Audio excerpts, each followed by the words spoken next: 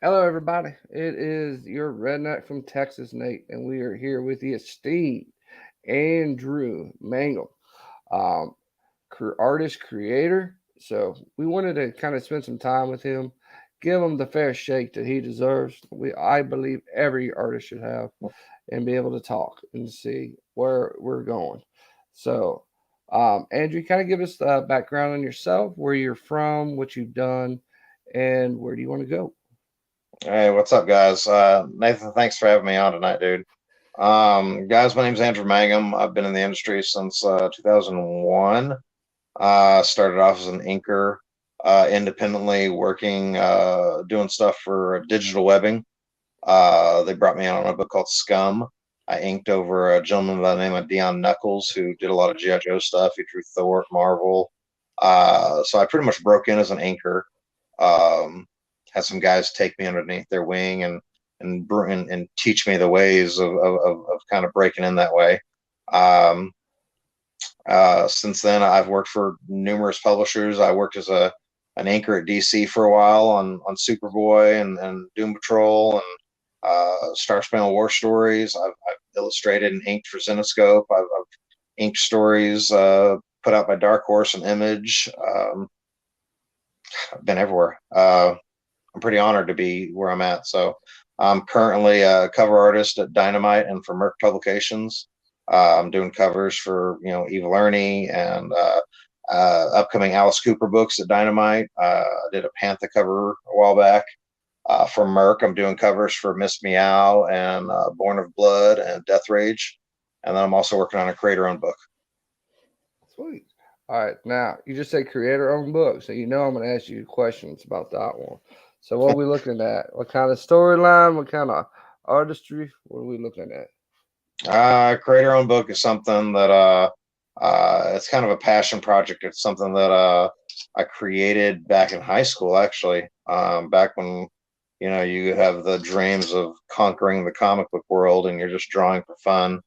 You're drawing what's from your heart and what's goofy and what just keeps your mind entertained. And then all that gets put aside when you're trying to break in and you're trying to pay bills and make money and go fast and do what others want you to do.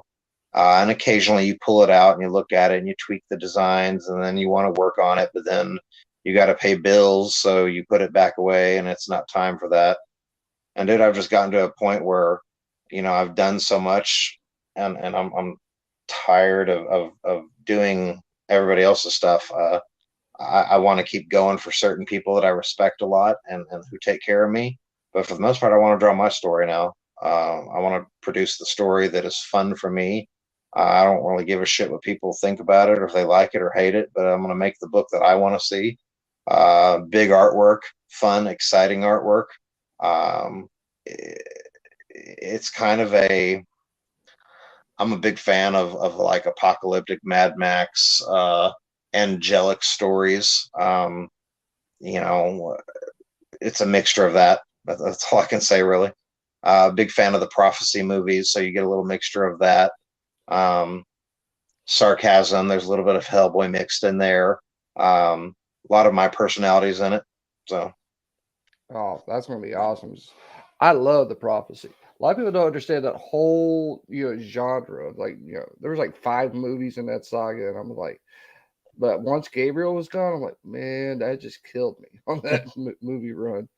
But yeah, yeah, it's a great story. So I'm excited to see where yours goes because you've that, got that, one, Gabriel's got one, so it's gonna be good uh, times. yeah, we're really excited about it. I'm excited about my son's project, Passion. So I'm looking forward to. Y'all are going to freak out when you see the book that he's created and the guest cover artist that he has lined up, and he's got a really cool thing on the way. I can't wait. He kind of gave me a snippet last week when we were talking about it, and he was like, "Oh yeah, it's gonna be fun." And he said, "There's no metal covers, no foil covers, no hollow Yeah. foils, just straight up regular and variant like it was in the old days." Yeah, dude. It's just, I mean, that's cool. All those gimmicks are cool and fun and all that. But we're big on the KISS philosophy, keep it simple, stupid. Hmm. Um, I don't like looking at, I just, I get it having an option for people and making it fun and but dude, just God, when you fucking have 20 variants of the same fucking book, I just feel like you're double dipping too much and you're just bleeding everybody dry. Um, in an industry where we're all trying to compete with each other and we're all trying to have fun. Um, I want you to come to my table and like with my book, I'm gonna put out a one half issue that'll be full color and it'll be an exclusive story to that one half issue. It'll have guest pinups on the back of it along with character designs. That book will be out, and then it'll have a wraparound cover, and then the main book will be a 48-page standalone issue that'll have three covers to it that you can pick between. It's me and then two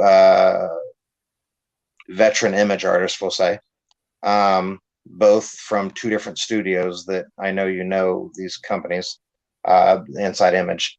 And then there's going to be a black and white edition of the book also, because I love black and white books. But instead of just ripping you off and saying you're going to buy the standard book and then the black and white book, and it's just a black and white version of what you already bought, my black and white version is going to have an alternate cover and it's going to have an additional 5 pages added to the story. So you're not only buying the black and white story, but you're getting the extra, you know? So I want my fans to fine, buy the single issue if you want. That's totally cool. It's 48 pages. But if you want a black and white edition to entice you and to give you something extra, and as a thank you, you're going to get extra pages. See, and I enjoy stuff like that, especially black and white. Like I've read the whole Walking Dead run in black and white, Yeah. and I love that, especially like the noir look. The Mm-hmm. shading with the blacks and the grays and the whites. I mean, you can make it look amazing in black and white. It just takes time, and a lot of people are pretty fast to jump on the color versus Oh, black yeah. and white. But like for me, I buy original art, and 99% of the time it's probably black and white because I want just the pencils or I want just the pencils with the inks, because colors are expensive. Don't get me wrong, buying a Mhm. colored, piece is expensive, regardless if it's a 11 by 17 or if it's a cover or whatnot. Sometimes you lose the art that's actually covered up in the color sometimes too. I've always seen black and white artwork. I think every artist should be able to produce work in black and white, pen and ink, and be an illustrator. I consider that being an illustrator, not necessarily just as a penciler. Because as an inker, when I worked as an inker, the inkers I've always taken a back seat to the pencilers, and the pencilers, sit at a table and sign autographs for this badass book. Well, nobody understands that there was a guy that embellished his lines and sometimes clean them up and sometimes fix them. Hmm. There's also colors that adds to it, enhances it, and then the penciler a lot of times just takes all the fucking credit. Um, so one thing as an inker that the penciler's work gets destroyed in this process. It's the inker's work that sees final print. Yep. So a good inker can destroy the penciler, and a good inker could make a penciler better. Um, so I love black and white work. A lot of the books I collected uh, were black and white. I mentioned to you that I'm a big fan of Matt Martin and his book Snowman. I think an artist that can draw in black and white is like a band playing acoustically. I don't think you should have to have all the equipment to enhance you to make your story or your ability good. I think you should be able to stand alone in black and white. Yeah, I agree. I mean, I've had artwork that I've got like from Marissa Pope, Mike DeBalfo, where you see the actual just line art of it. You see the intricate details that they can put into it. And then sometimes it gets destroyed. I mean, it gets destroyed with the ink. Sometimes because it just shades over what was actually drawn. Yeah, And I've seen the opposite too, like you were talking about, where it's really enhanced the actual pencils too, where you're actually seeing it pop out a lot more than because it was too light, lightly drawn, in pencil, you could barely see it. But you put it in ink or you put it in color, now you can really see it sometimes. no, no. But yeah, like my buddy Larkin, he's got a good example. I don't mind variants for special events and cons, but for regular releases, having 3 to 4 covers is too much for him.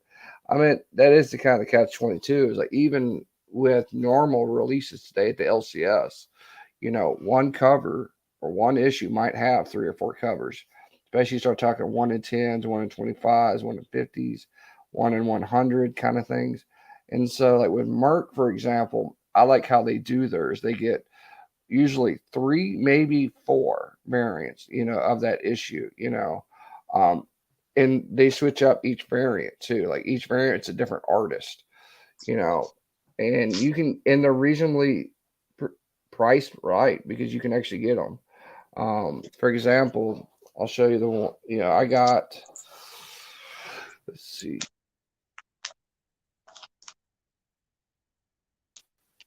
All Well, right, I got Your Death Rage #5. Now, and literally, it was nice to like. It's on my pull list. Death Rage always is, but I was able to get all my copies, no issues, and they're all the same price. Except for like the 1 in 25. So I yeah. appreciate stuff like that where it's reasonably priced, not $80 for a 1 in 50, or $80, $50, whatever, for a 1 in 25. I want that one. So when I see you at China, you have this or no? No, I need that version. I haven't been back to LCS in 2 weeks. Okay, all right. Well, if I see you at a show, I'll have some with me. So, All right. Well, I'll see you. We all live in the same some area. there's something I like. I really enjoy what Merc does. Like, for like Virgin or alternate versions, I've noticed for like, this is my Miss Meow cover that Comics Elite put out. Okay, so Yep, that's pretty. the version of that, I've noticed they zoom in on it a little bit, so Yeah, it's a kind of a bigger version. That's kind of cool because it's you're not getting the exact same image. I like the tweaked. I don't know, fucking zoom in. I guess I don't know what to say there, but I like that they alter it. I guess. I saw them do that with Ariel Diaz's and Shikari's too, the last couple of them. Yeah, And so, anytime you like, I got the Dominic Teague one that they did for like I think it was Miss Me Out 3, but it was this convention NYCC one where they zoomed in just a little bit on it, and it looks freaking awesome. And it really brought out the details up front too. so my next one to come out is for Born of Blood #5. Comes out next week. Uh huh. So and then there's a version of that too that's kind of zoomed in. So Is Comics Elite doing the zoom in for that one? I'm not sure. I usually try to grab all especially the LCS ones, because I still try to support LCS. Because without an LCS, we all wouldn't be here. All right. Um, but I'm going to show something that I know the people around here have not seen. Um, and this was the first book I got from Andrew. And this was The Death Dealer. This is what sold me on Andrew's work, guys. The design, looking at the eyes, like that Yeah, the screen inset. froze up on you. It's like that was my kick in the pants saying, "Oh, yes," because I've seen your name around, and I was like, "Okay, let me get in on that one." And I just, I was actually shocked nobody hadn't Yeah, picked it up, before I got there. yeah, dude. I love drawing death though. I got to work. I got to ink over a late brother of mine, Josh Metters, on a Frazetta book that Image Comics put out, and do a couple other extra things. And I love the opportunity to work on anything Frank Frazetta related. I'm appreciating it, especially like listeners doing it too. He's been doing it in this new dealer run that's with Opus, Yeah, and I was like, getting the guy who does, Dawn originally, getting him to do Death Dealer covers. I'm like, and I'm still getting repro for Zeta covers as well. You know, Yeah. and it's a great story. I mean, it's kind of like what you thought Death Dealer would have been. You know, in today's See, modern. I like that, but I'm also a big fan of of the books that Danzig put out. I loved Mhm. Liam Sharp's work on it and Bisley's artwork on it. Yeah, And I absolutely love what Josh Ortega and Nat Jones and Jay Photos did at Image with Death Dealer.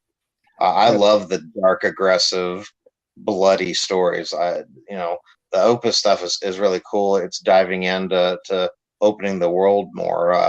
mhm. Yeah, I want to see a little bit more blood and gore, honestly. Yeah. Especially like they brought out Dawn Attack. You know, which was Yeah, another for Zeta, and I'm like, I remember reading the old versions of that. You know, years and years ago. So I'm like, if they're gonna open it up, make it like a multiverse or a big universe, then I want to see how they lay that out over the next couple of yeah. years because Opus has had a lot of great books. I was reading Halloween, and Yeah. that's just a crazy book. So, all right. So we talked about Merc. We talked about Born of Blood. Now you do have another book with the sister company, Legends Publishing, Angel of Blood. So I am excited for that one. I remember when you showed me the image of that one, and people got mad about that one for a while. I went to Facebook jail for sharing the cover. Somebody Yeah, reported it, and because I violated Facebook's standards and shared something that was sexual content or something. It was the censored version. I don't understand what violated. I've seen way worse on Facebook. yeah. So that was my number three strike. So that's my third time in Facebook jail. Here, I'll show the people what it looks like because I saved a copy of it. Let's see, share screen.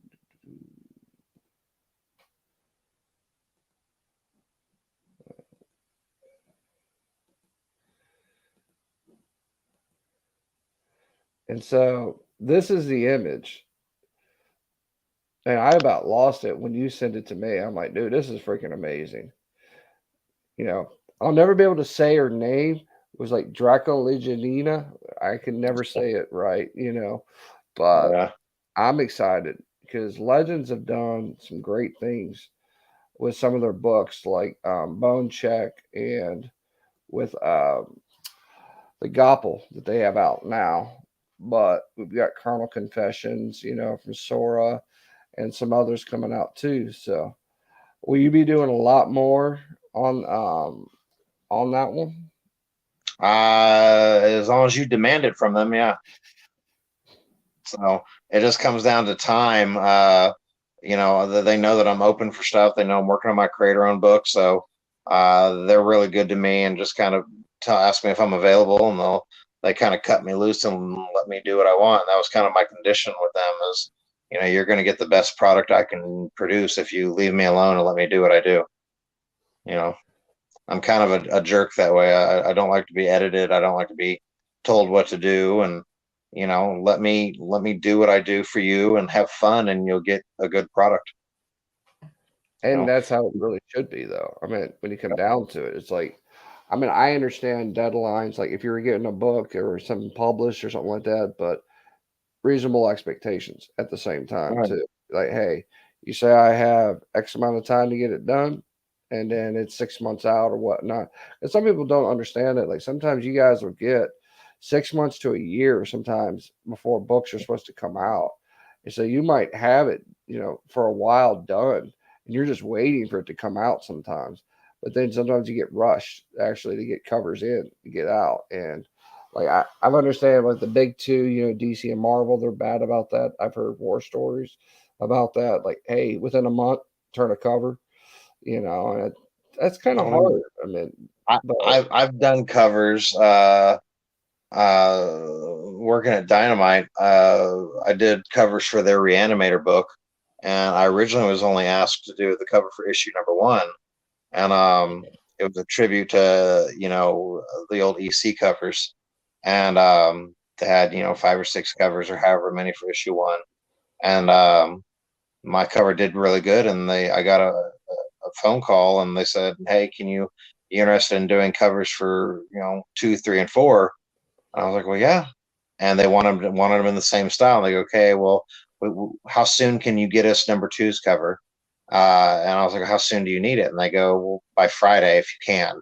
Well, this was Wednesday, and Oh, I was like, this was yeah, that's fine. So I went home and I literally drew the cover overnight and got them issue number two's cover for Reanimator the next day. And they were like blown away. I'm like, well, this is what you fucking wanted. I mean, dude, as an inker, I inked a book for Big City Comics out of Florida. I inked a book over a buddy of mine, Rob Doria, and I inked 20 pages in 2 weeks. And that's on top of working a full-time job. I took a lot of no-dose pills and a lot of no sleep to get that deadline.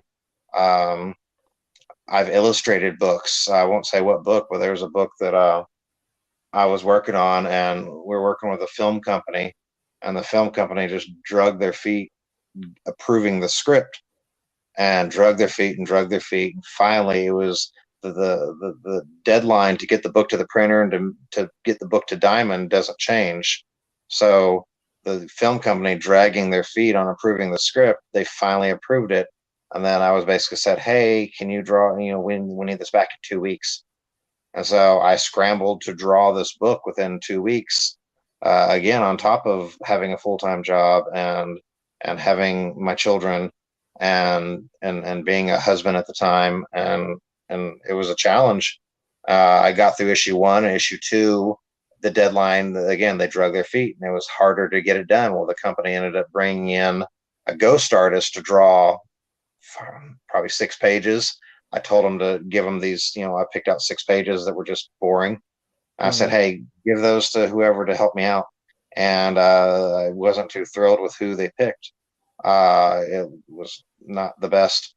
And so issue 3, it got worse.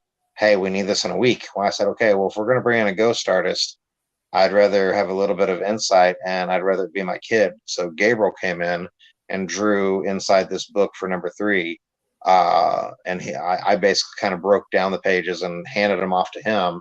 And then he went and did all the finishes and he drew them out. And then we just scanned everything in and here you go. Here's the book. So, Damn. I mean, that's one, that's chaotic to you guys, and yeah. two, do you feel like if you would have had more time, it would have been a better book for you Oh, guys? absolutely. Absolutely. Uh, because one of the issues I drew for this book, I drew it in a really hard time of my life, so I still actually own all the original artwork for that one issue because I won't sell any of it because I drew it during a really challenging time in my life for my kids and I. So that artwork's special to me. I regret letting go of the cover for that issue because I sold it because I needed the money, needed to pay bills. But I'm happy with that issue because I actually got to take some time on it and the emotions put into the work.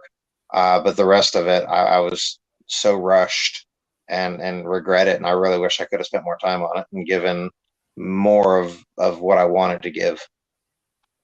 So, and that's kind of like with my creator owned book, that's kind of my redemption for any projects that I feel inadequate on. I want my creator owned book to be a book that is one of my grails. I want that to be a book that, people that like my work are like, holy shit, he's done all these books throughout all these years. When I'm a fucking old man sitting on that porch, I want people to remember me and be like, oh, I loved his work, but man, that one fucking book he did, that's fucking awesome. Like, I'm a big, big fan of Kyle Holtz's work. Hmm. And Kyle is a phenomenal artist. I think he is one of the masters of comics now. And a book that is super special to me that he drew, he actually created it and wrote it, is called Mosaic. And for me, Mosaic is Kyle Holtz's, that's his ultimate book. It's beautifully written, it's beautifully illustrated. Um, that is like one of my desert island books. So that's what I want to make.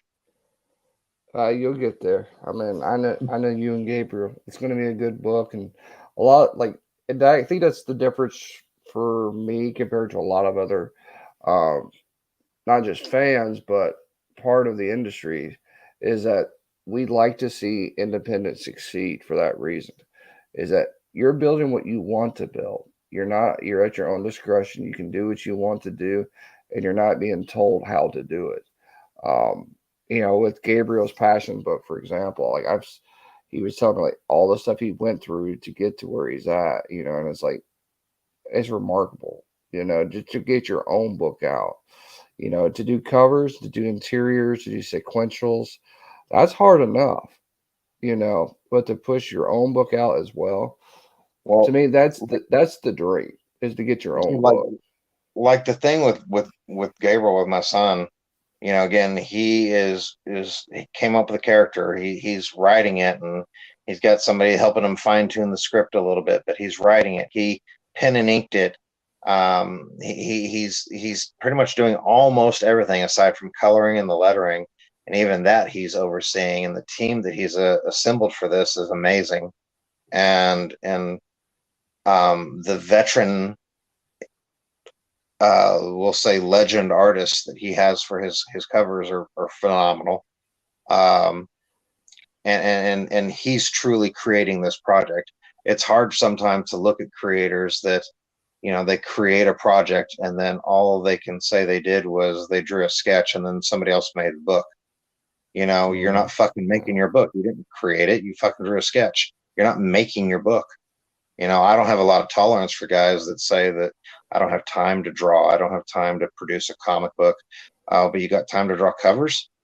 Fucking draw pages. Anybody can draw a cover. That's just a pinup. I was brought into this industry saying that you got to do something more than draw pinups and covers. You need to prove that you can be a comic book artist. Draw pages. Let me see you tell a story. You know? And that's the difference between you and a lot of people, though. You're doing interiors too, you know, Yeah. and and that's a big thing. Like I'd love to see you get one of Merck's books and do all the interiors for one, just to see your style of it Tell, in Merck. tell Murphy that. I'll tell Murphy that. I have no problem telling that. I'll call, and that's the good thing about our community is that we're all close like that. I'll be like, hey, because I'll talk to Sean or I'll talk to Murphy and be like, I want to see that. I want to see. I mean, we've already seen the covers. We've seen what you can do with Death Rage and what you've done with Born of Blood. So it's like, how about an interior? I mean, I know Aaron would have fun with that as the editor. So I think a Death Rage story, like a standalone one shot, blood and gore, violent Death Rage book, just cut me loose. Like when I did that Death Rage cover that you got, I was like, hey, can I put like spikes on them and spikes on a shoulder pad? And they're like, yeah, do whatever the fuck you want, just have fun. I was like, cool. Like I'm a big Bisley fan, and Mm. you always look at what Simon does to these characters that he draws, and you're like, holy shit, look at his version of Batman, or look at his version of a Ninja Turtle, and he had spikes and extra fucking shit all over him, and it's fucking fun. And when I was younger, I looked at Simon's work and I was like, it's cool, but it's not McFarlane, it's not Silvestri, it's not, the what's hot, Mm. flashy at the moment. But dude, as I've gotten older, I look at Simon's work and it's fucking amazing, because I look at the fact that Bisley has fun. He just fucking draws shit. He does what he wants. He cracks open a beer or whatever he's drinking for the night and just fucking goes to town. That's what I want to do. Just fucking have fun. It's just a comic book. People get real uptight about this stuff. Just fucking create cool shit. Well, and that's why I had you do Lobo for me, because I knew you would have fun doing Lobo, Yeah. And when I mailed it to the guy, he opened it up. He's like, "Holy fucking shit!" you know, because it took me a little bit because I wanted to get an actual book that had Lobo in it too. It wasn't just for the Yeah. cover; it was for the actual story too. Like Lobo is pretty much destroying the Justice League as the new leader, and I was like, "Oh yeah, I know what to do." So I had to actually go find that sketch cover book just for that one. I'm like, yeah, he gonna have fun doing Lobo. Oh yeah. So what else you want to talk about, brother? All right, so we're gonna talk about one book that usually gets overseen a lot, and that's Razor's Edge that you did. So a lot of people don't know what Razor's Edge actually is anymore because they're too young for, to be blunt, because it's a London Night Studios book. Um, Um, it was from the '90s, and it was a good time for Bad Girl Time. Yeah, of course, I'm a Lady Death fan. Purgatory, Evil Ernie fan. So, but Razor's Edge, She, Vampirella, Dawn, that was all my cup of tea back then. Um, how did you get involved with London Studios and bringing Razor's Edge back? Because it's been gone for a long time. Dude, the publisher that puts out Cave Woman actually has the publishing rights for the London Night properties. And while I was doing Cave Woman work for Amarillo Entertainment, um, I was approached about how would I feel about drawing Razor and being a fan of this era and what kind of wanting to be able to put my toe on as many of these characters that I loved when I was younger. I jumped at the chance, and then that kind of got put off for a while, and then my brother and I got together, and he's a writer, and he we kind of got a story together, and we wanted to bring back the whole universe, and so we basically kind of got the green light from the publisher to create our story. So we brought back the Razor's Edge anthology essentially, and rebooted with issue one. I did a Morbid Angel Razor story, and then there were short stories. Gabriel did a short story in it, and we all had covers on it. The books actually, if you follow the Emerald Dark Entertainment page on Facebook, they just announced that the book's actually going into solicitation, so it'll be up for diamond orders soon. Uh, it'll be tweaked and have some changes to it, so it won't be the exact thing that you got through the campaign, but Mhm. it'll be sent out to shops now. Yeah, let me show the guys that way they can get an idea. So, and that's kind of the thing too, is that some of these like Kickstarters is the best ways to get covers. And I'll just be blunt, because a lot of the times they're so limited on these, the way you get them. Like this one is the regular one, and then I got the Admiral one that Andrew sent me. Um, they're limited to, like, this one's limited to 350. And if Mm, if you know what Amaral is, Amaral, of course, is Cave Woman. Goes back to the old days of Bud Root. Devin Massey now has been doing a lot of the Cave Woman stuff. So, and that's why I was happy to see that. And of course, Cave Woman herself. So, and I like these COAs, man. I mean, these are my yeah, kind of COAs. that's actually that. If you look at that cover you just had, that's actually a tribute to Rob Liefeld. He did a Is Glory pinup that I loved, and Yep. so that's a little nod to Rob there. Rob is that one topic that everybody either loves Rob or they hate Rob. I got a lot of respect for him. That's where I'll stop. Yep. And that's, I mean, there's things he can do. There's things that I don't like he does, but I will still respect I, him as an artist. As an I, artist, I still respect him.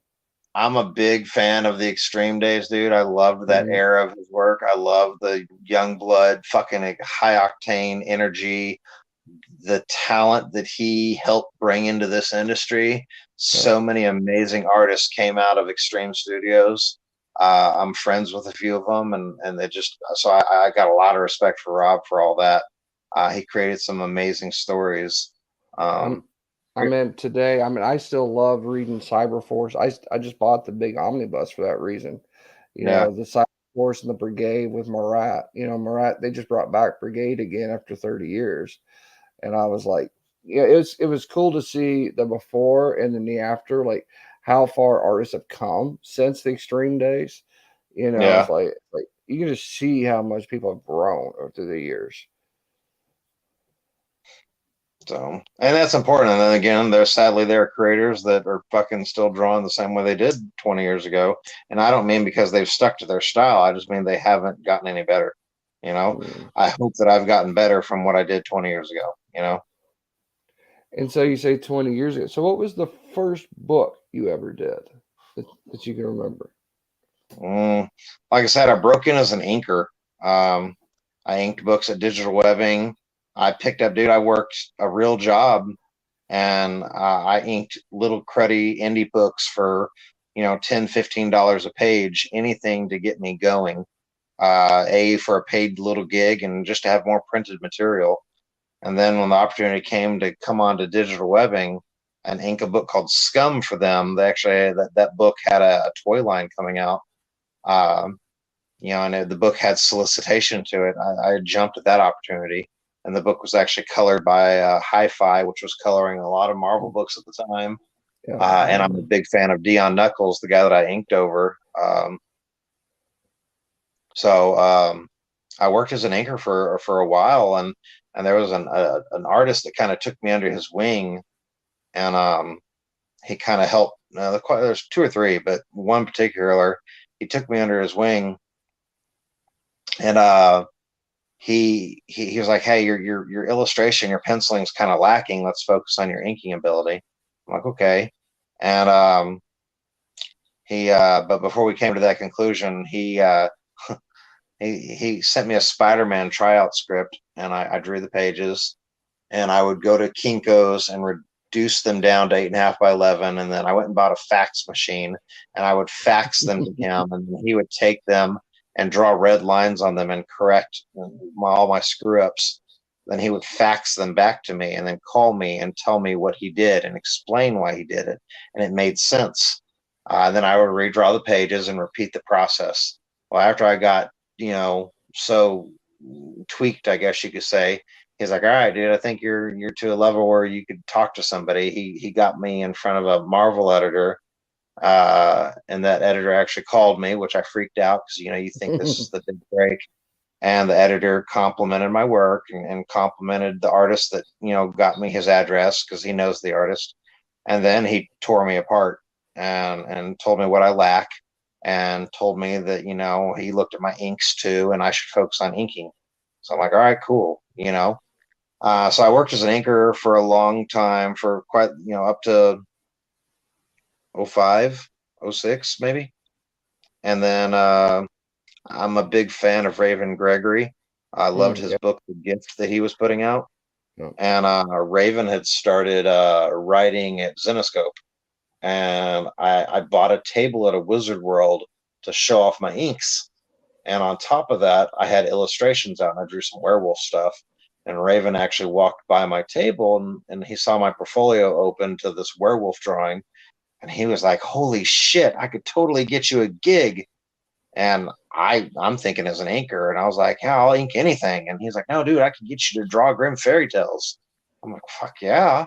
So the week later, one of the publishers of Zenoscope actually called me, and they brought me in, and I drew my first title, which was Grim Fairy Tales issue 16. And after that, Wizard started giving me guest spots, and I kind of became, a real artist at that point. And I had a San Diego exclusive cover on that issue, and then I illustrated and inked for Zenoscope off and on for about 5 years. And there you go. So, the question of the day: are you still having fun after all these years?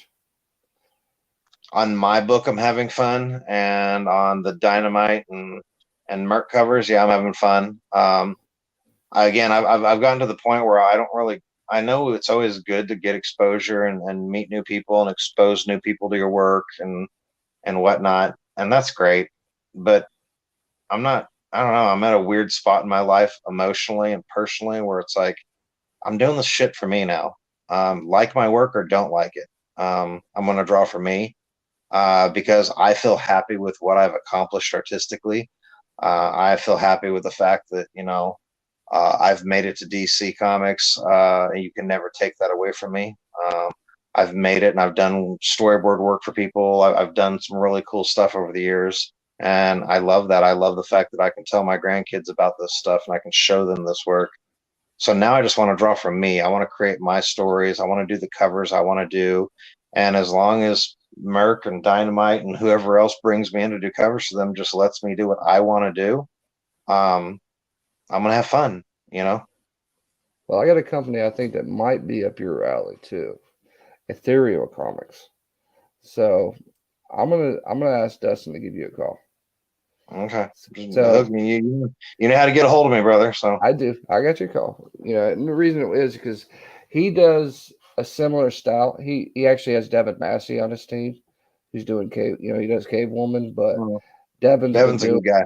Yeah, and that's why I think like you might have a good fit there. So, and I think you'd have fun doing some of the work that they do there too, because it's it's kind of like, now I'm not gonna say like creator owned, because there is an ultimate storyline to it that Dustin does, but I think your art could play a big part of it. So I'm gonna hook you two up, and All right. that's a company I was telling you I was kind of helping out with before. Yeah. So, so last thing before we get off of here, I do want to say one big thing and a big thank you for this book. And the reason why I want to say thank you is because it's making Evil Ernie relevant again, doing the work that you did. Yes, I know it's dynamite. I know it's not chaos people out there. I can already see the pitchforks in the fire. But it's no different than anybody else who does the work. Anybody that does their own drawings of Evil Ernie, you know, everybody has their own interpretations of it.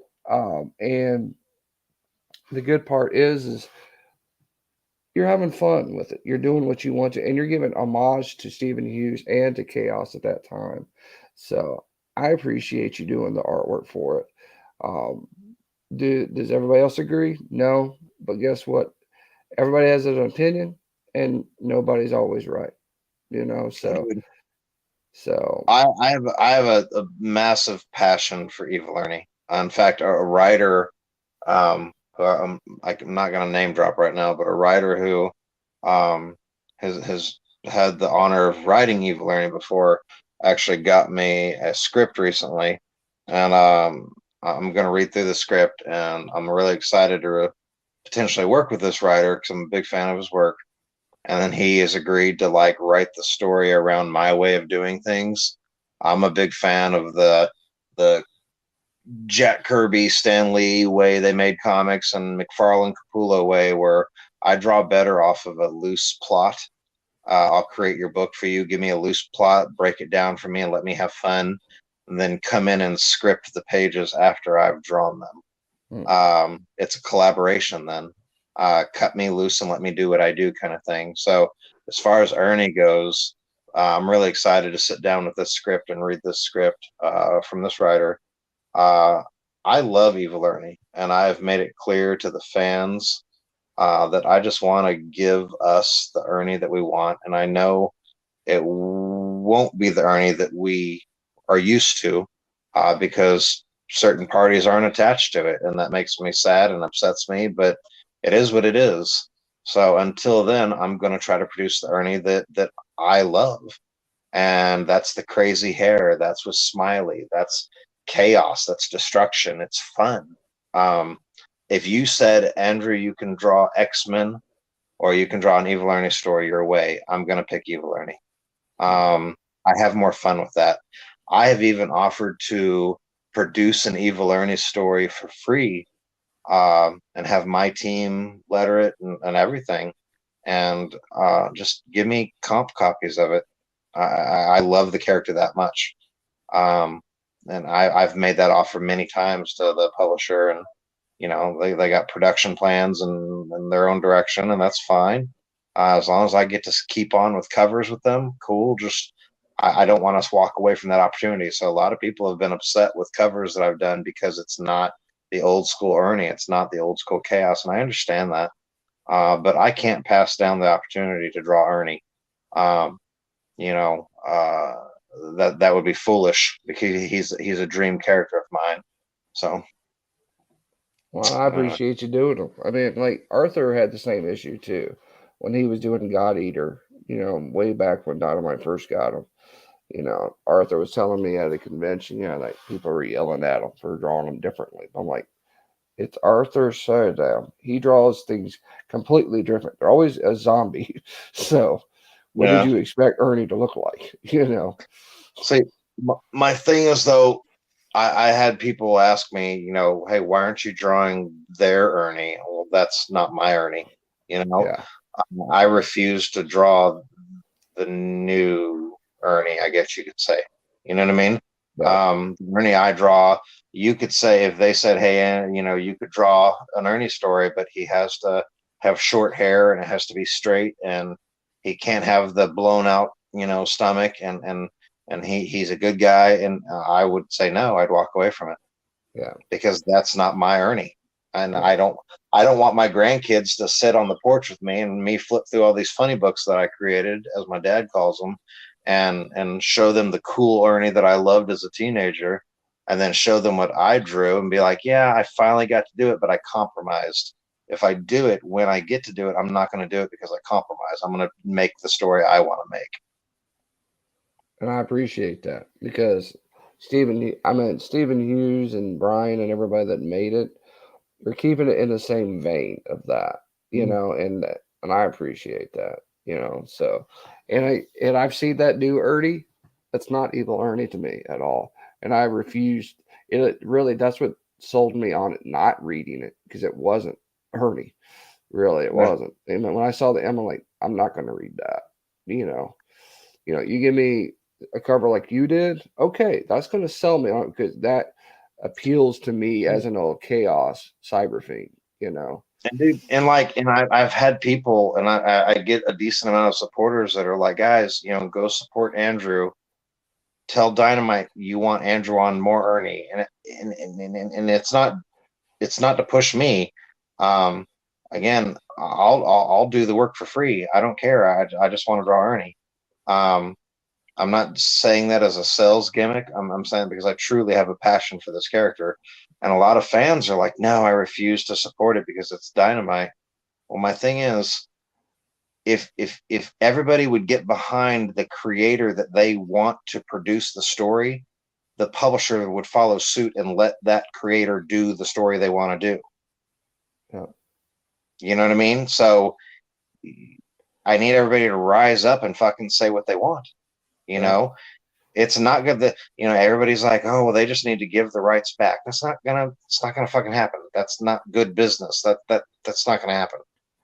You know. Dynamite's never going to Um, give up Ernie, never going to give up Purgatory.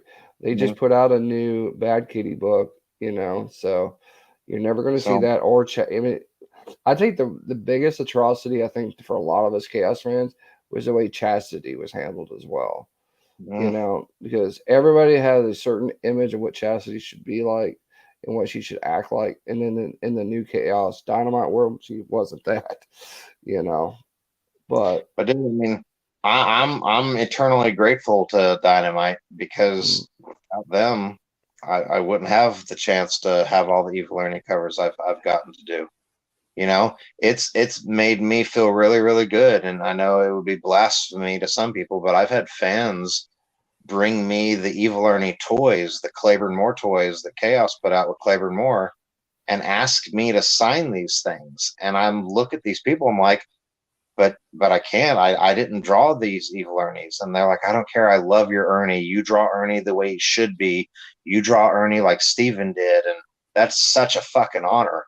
So yeah, I'm like, well, so then I had a guy bring me that evil Ernie toy. And I actually, and he was just talking to me and he didn't have any comics to sign. He just brought that book and or brought that toy, I mean, sealed and everything on card. And so as we were talking, I took the Sharpie that I signed it with and I actually remarked on it and I drew Ernie with all the crazy hair on the package. So I drew him a shot of Ernie. And he just looked at me. He's like, "What are you doing?" And I was like, "Well, I want to give you this. I want to draw something extra on it for you." And he was tripped out by it. And it's just, I love this fucking character. And I had this one teenage kid. He was probably 10 or 11 at the last Fan Expo Dallas. And he just saw, Evil Ernie artist was going to be there. So he actually brought a cover that Arthur had actually drawn for the new Dynamite stuff. And it was a tribute to that Nirvana cover oh with the yeah, baby in the water. yeah, the Amish one. And the kid came up to me with his parents and like, yeah, this is the Evil Ernie guy. And the kid handed me the book. And I was like, well, I didn't draw this cover. And the kid just was kind of confused. And the parents like, oh, baby, he didn't do that cover. And I kind of pointed to some of the ones on my table, and they weren't there to buy books, and that's cool. So I said, well, let me see that book. And so they handed the book over, and I took it out of its sleeve, and I sketched an Ernie on Arthur's cover. I drew a headshot of him, and I said, here you go. Now I'll sign it. You can say you got a sketch from an Evil Ernie artist. And that the kid just then they wanted a picture, and to me that's what it was about. I want that kid to go away knowing that he met an Evil Ernie guy and he drew a free sketch for him. Yeah, I mean, I'll never forget. Like it was 1994, and Brian had did a sketch of Ernie for me. Way back when. On a book. Um, to me, that's the pinnacle at that point of where you enjoy it so much. To get something like that. As a fan. That you're not going to ever get rid of it because it means so much to you. Because that character means so much to you. It's like just like Lady Death. Lady Death is my number one of all time, always will be. But if it wasn't for Ernie, there would be no Lady Death. Period. Yep. You know. Um, so all I gotta say is keep drawing Ernie. I'm happy with it, and I Well, support thank you. you, dude. I mean, I keep praying that I get my story, and I'm telling you, if the script in this book works out that I got a script for, I know this writer's work. Um, and I think you'll be really fucking excited about it once if it were to happen and it gets greenlit. I think, and it'll piss a bunch of chaos people off because it's one of those things where it's like, how dare you, you can't go do this for Dynamite, but it's like, guys, we're doing it because we fucking love you. We're doing it because we love Ernie. And there's ways to do this story and not utilize their story pattern that they're doing now. There's ways to do untold Ernie stories, basically, Hmm. you know, like an Elseworld kind of thing, and us do the old Ernie, where he's just pissed off, he's angry, he wants Megadeth, fuck everybody. He's just going to fucking take vengeance on the world for being unloved, you Yeah. know. I went through a shit divorce that lasted a year and 7 months, dude. And after 25 years, I was getting personal here. I was fucking thrown away. And so, fuck, I identify with Ernie even more now. It's like, I'm going to unleash every bit of that anger in Ernie pages. He's angry, that fuels the fucking artwork. So, um, again, dude, I just want to fucking do it. I just want to have fun. I don't want to draw for me.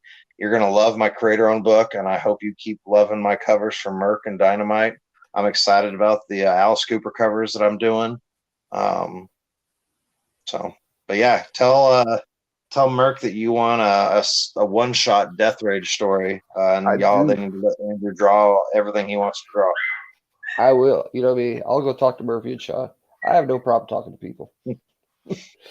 But yeah, I appreciate it. I mean, I appreciate your time because I know you're going through a lot right now too, Andrew. So I appreciate you being Thank here. you. I appreciate you giving back to our community the things that we can't see all the time, like Ernie, Razor, things like that. For me as an old fanboy, I appreciate that, and I'm old. I'm old as dirt too. We're probably about the same age, so Probably, yeah. But I appreciate it, and everybody there in YouTube land, thank you guys for being here tonight, and always come back, support your local artists, and go grab Andrew's book. It's coming out next week. Born of Blood's coming out in your LCS, so go ask them, and if they do not have it, have them order it for you. People forget that you can still order books out of stock that week. Go order that book through Diamond. All right, people. This has been your redneck from Texas, Nate. Our creator spotlight tonight with Mr. Andrew Mangum. Thank you so much, brother. And Thank everybody you, have a good guys. night. You too, guys. Thank you, guys. All right.